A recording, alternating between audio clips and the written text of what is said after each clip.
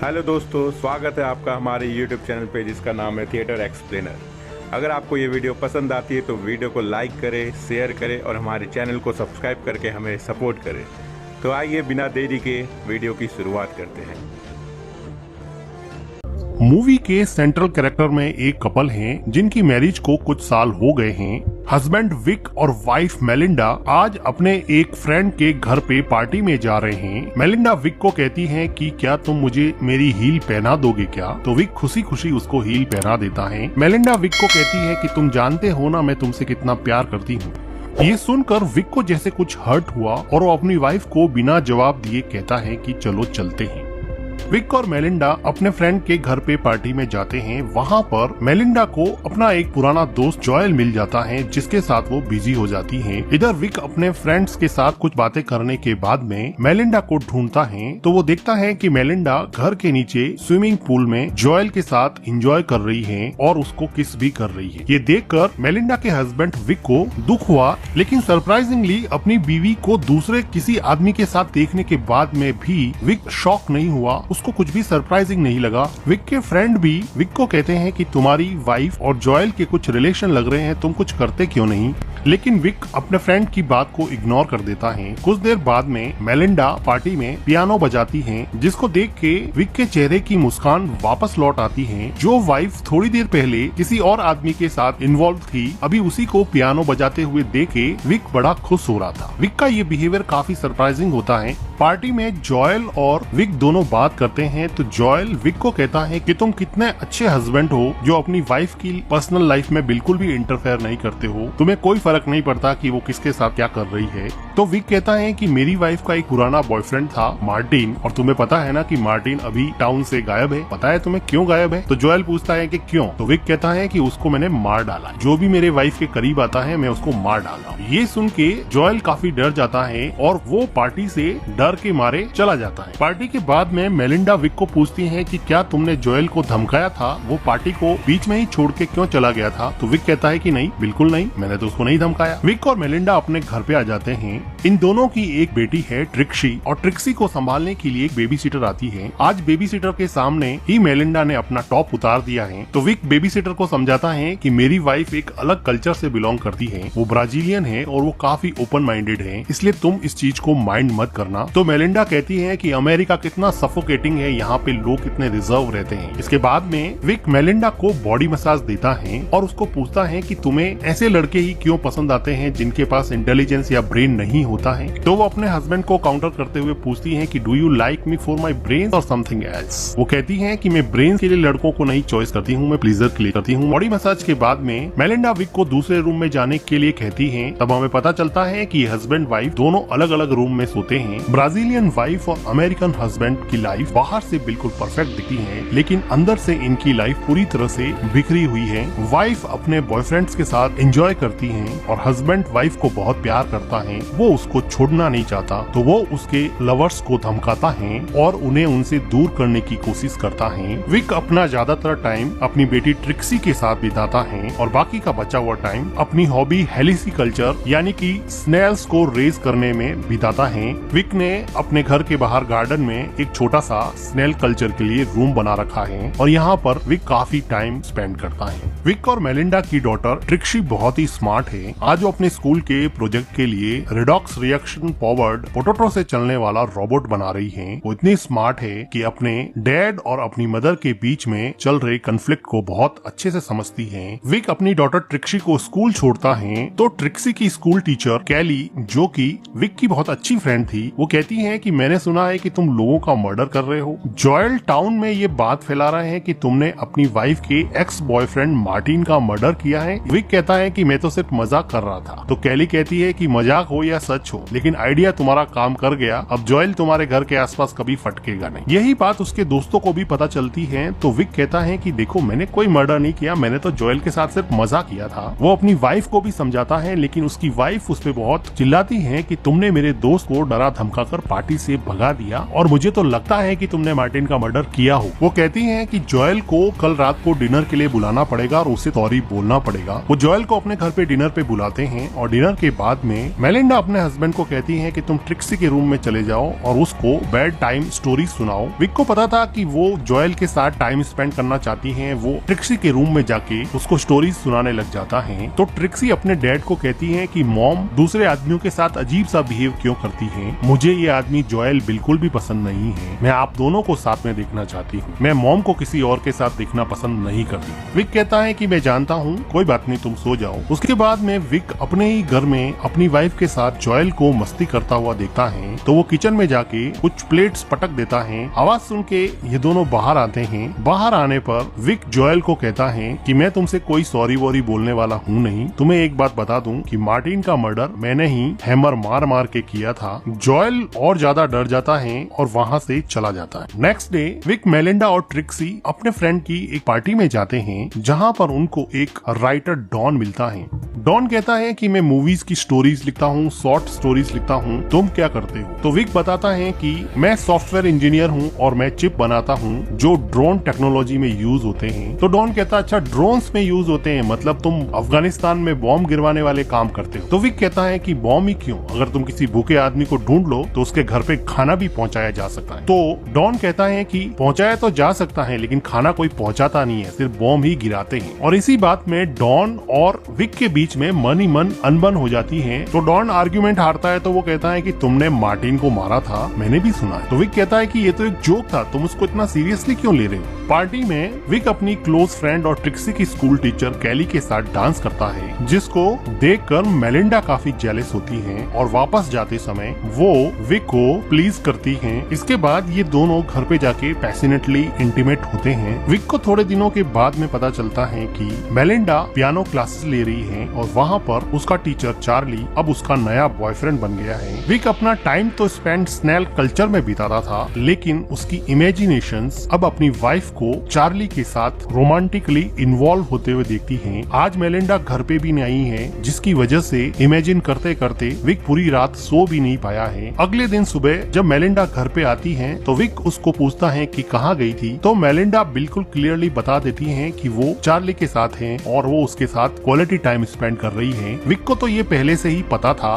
Melinda इतनी blunt है कि वो अपने हस्बैंड को चार्ली के बारे में ऐसी ऐसी बातें बताती है जिसको उसका हस्बैंड सुन भी नहीं सकता। वो कहती है कि क्या मैं बताऊं कि उसने मुझे कैसे खुश किया, उसने मेरे शरीर पे कहाँ कहाँ मार्क्स छोड़े, क्या जानना चाहते हो तुम? तो विक कहता है कि हमारी एक डॉटर है, हमारी एक फैमिली है, तुम कुछ तो सोचो। तो मेलिंडा क्लियरली कहती है कि तुम्हारी चॉइस थी, फैमिली बनाना, बच्चे पैदा करना वो तुम्हारी चॉइस। इससे क्लियरली ये लगता है कि मेलिंडा विक के साथ एक ओपन रिलेशन में रहना चाहती थी, लेकिन फैमिली बनाने का और बच्चे पैदा करने का प्लान विक ने बनाया था। इसलिए अब मेलिंडा उसके साथ एडजस्ट नहीं कर पा रही है, लेकिन विक चाहता है कि वो सब एक फैमिली की तरह एक ही छत के नीचे रहे। लेकिन मेलिंडा की इन हरकतों ने इस प्लान को चौपट कर दिया और अब ये फैमिली डीप वाटर्स में है, इनकी मैरिज डीप वाटर्स में है, इनके इमोशंस डीप वाटर्स में है, मेलिंडा का बिहेवियर डीप वाटर्स में है और विक का फ्रस्ट्रेशन डीप वाटर्स में। विक ने मन ही मन सोच लिया था कि अब ये सब नहीं चलेगा।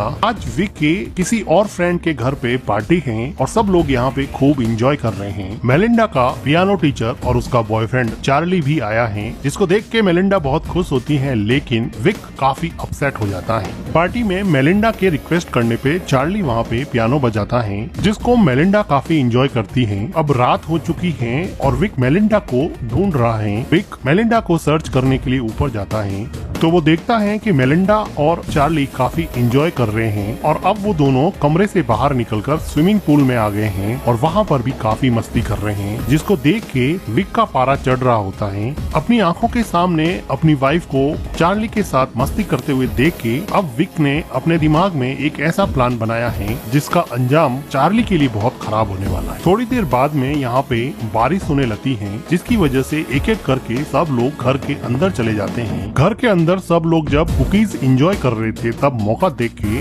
विक चार्ली को स्विमिंग पूल के अंदर डुबोकर मार डालता है और फिर चुपचाप अंदर आ जाता है और खुद भी कुकीज खाने में बिजी हो जाता है। इधर मेलिंडा चार्ली को ढूंढ रही होती है। वो बाहर देखती है तो वो देखती है कि चार्ली स्विमिंग पूल में मरा हुआ तैर रहा है। वो चिल्लाती है, सब लोग मिलके उसको बाहर निकालते हैं, उसको रिवाइव करने की कोशिश करते हैं लेकिन वो रिवाइव नहीं हो पाता। डॉक्टर्स और पुलिस की टीम आती है। डॉक्टर उसको डेड घोषित कर देते हैं। पुलिस यहाँ पे सबसे इन्वेस्टिगेशन करती है लेकिन कुछ खास पुलिस को मिलता नहीं है। पुलिस फिलहाल इसको एक्सीडेंटल ड्राउनिंग का केस ही मान रही है, लेकिन डॉन जिसने स्विमिंग पूल में चार्ली और विक को अकेले देखा था वो अब विक पे डाउट करने लगा है। डॉन ने अब एक प्राइवेट इन्वेस्टिगेटर हायर किया है जो विक पे नजर रखता है। विक इस आदमी को एक दिन अपनी वाइफ के साथ पकड़ लेता है। ये आदमी पहले तो अपने आप को साइकोथेरेपिस्ट बताता है लेकिन विक को पता चल चुका था कि ये इन्वेस्टिगेटर है और उसने अपनी वाइफ के बैंक स्टेटमेंट से पता लगाया कि उसकी वाइफ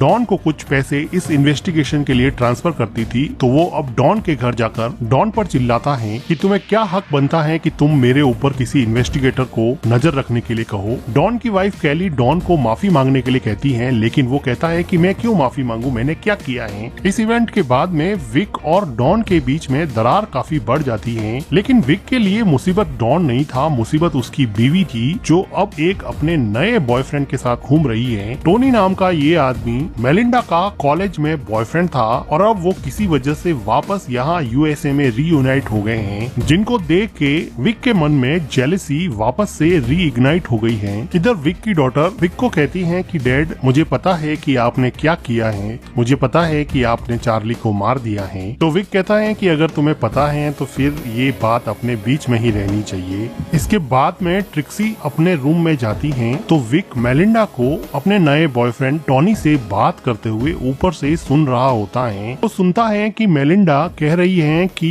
कब चलने का प्लान है। ट्रिक्सी को इस बात की धीरे धीरे आदत पड़ जाएगी, वो वहाँ पे एडजस्ट कर लेगी। मेलिंडा की ये बातें सुन के विक को ये बात समझ में आ गई कि वो ब्राजील जाने का प्लानिंग कर रही है और वो ट्रिक्सी को भी अपने साथ में ले जाएगी और वो टोनी के साथ जाकर वापस अपनी नेटिव कंट्री ब्राजील में बसने का प्लान कर रही है। अगले दिन विक का गुस्सा और बढ़ जाता है जब टोनी मेलिंडा के बुलाने पर उसके घर आता है और मेलिंडा के साथ लंच करके डांस करता है और उसके साथ काफी एंजॉय करता है। विक को ये सब बिल्कुल भी सहन नहीं हो रहा होता है, इसलिए वो अगले दिन टोनी को एक रेस्टोरेंट से निकलते हुए पिक कर लेता है और कहता है कि मेलिंडा ने यहाँ से थोड़ी दूर पर एक प्रॉपर्टी की साइट देखी है, चलो देख के आते हैं। इंसिस्ट करने पर टोनी कार के अंदर बैठ जाता है और ये दोनों इस टाउन से काफी दूर एक हाइकिंग साइट पे जाते हैं और विक यहाँ पे काफी रफ कार चलाता है जिसको देख के टोनी को बड़ा अजीब लगता है। अब ये दोनों हाइकिंग साइट पे नीचे उतर जाते हैं। टोनी थोड़ा आगे चला जाता है तो विक एक पत्थर उठा के टोनी के सर पे अटैक कर देता है जिसकी वजह से टोनी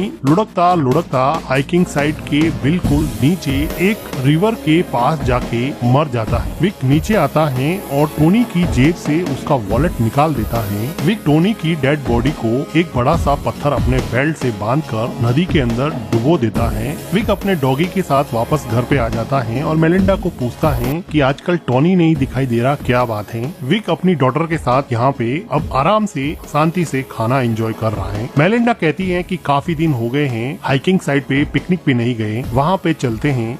तो विक मेलिंडा और अपनी डॉटर के साथ हाइकिंग साइट पे पिकनिक के लिए चला जाता है और वहाँ पर विक अपने द्वारा ली हुई फोटोज को मेलिंडा को दिखाता है जिसमें मेलिंडा की बहुत सारी फोटोज का कलेक्शन था जिसे देख के मेलिंडा बहुत खुश होती है और वो कहती है तुम अकेले ही ऐसे हो जो मेरी सभी हरकतों के बावजूद भी मेरे साथ रहना चाहते हो, मैं सच में तुमसे प्यार करती हूँ। और वो काफी इमोशनल हो जाती है। अभी विक देखता है कि उसकी डॉटर ट्रिक्सी नदी के पास चली गई है तो उसको लाने के लिए वो वहाँ जाता है तो वो देखता है कि वहाँ पर टोनी की डेड बॉडी फूलने की वजह से पानी के ऊपर आ गई है। अब विक को लगा कि किसी को पता चल जाएगा, इसलिए वो वहाँ से मेलिंडा और ट्रिक्सी को लेके निकल जाता है, लेकिन जानबूझकर मेलिंडा का एक स्कार्फ वहाँ पे छोड़ देता है जिसके बारे में मेलिंडा कार में पूछती है कि मेरा स्कार्फ वहीं पे रह गया है। तो विक अनजान बनते हुए कहता है कि कोई बात नहीं, मैं कल जाके ले आऊंगा। पिकनिक के बाद में घर आने पर मेलिंडा विक के साथ इंटीमेट होती है और विक को कई दिनों के बाद बाद में ऐसा लगा कि शायद मेलिंडा बदल गई है। अगले दिन विक मेलिंडा के उठने के पहले ही स्कार्फ लेने के बहाने से हाइकिंग साइट पे जाता है। मेलिंडा पीछे उठती है और विक को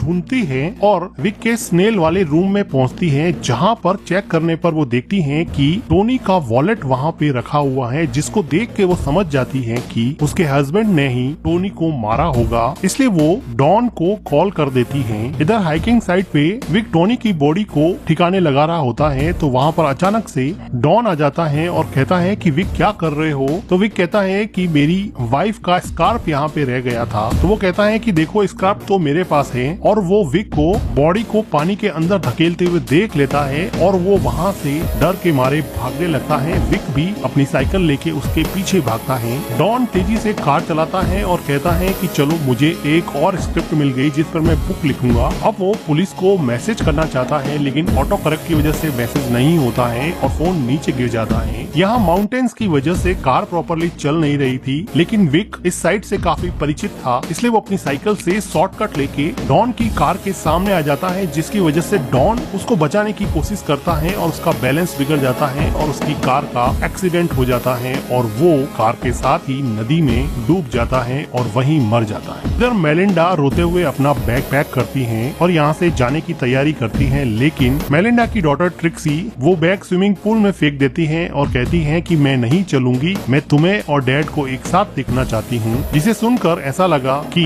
मेलिंडा का मन बदल गया है। थोड़ी देर बाद में विक घर पे आता है और मेलिंडा को पूछता है कि क्या हुआ। मेलिंडा कहती है कुछ भी तो नहीं। मेलिंडा को सब कुछ पता था, लेकिन वो विक को कुछ नहीं बोल रही थी। मेलिंडा ने टोनी का वॉलेट जो स्नेल रूम से मिला था उसने अब वो जला दिया है, क्योंकि उसको रियलाइज हो गया है कि उसके हस्बैंड से ज्यादा उससे कोई प्यार नहीं करता है और अब वो अपने हस्बैंड और अपनी डॉटर ट्रिक्सी के साथ एक अच्छी फैमिली की तरह जिंदगी गुजारेंगे। और इस तरह से गलत तरीके से ही सही, लेकिन विक ने अपनी मैरिज जो कि डीप वाटर्स में थी अभी आउट ऑफ डीप वाटर्स हैं, और इसी के साथ ये मूवी एंड हो जाती है। Thanks for watching guys, keep watching, thank you.